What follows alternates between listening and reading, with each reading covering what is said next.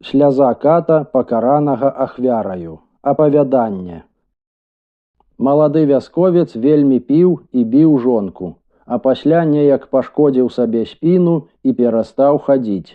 З таго часу жонка ўзялася ў якасці адплаты за прынесеныя ёй пакуты штодня праводзіць вось якое мерапрыемства.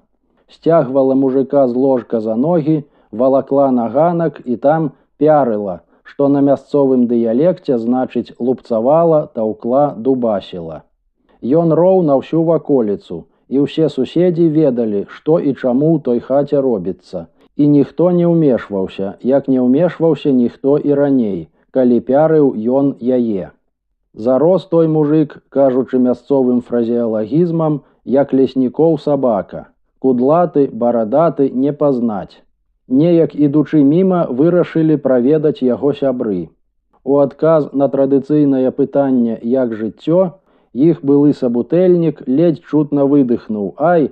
і безнадзейна махнуў рукою, а з левага вока выкацілася і схавалася ў зарасніках сляза.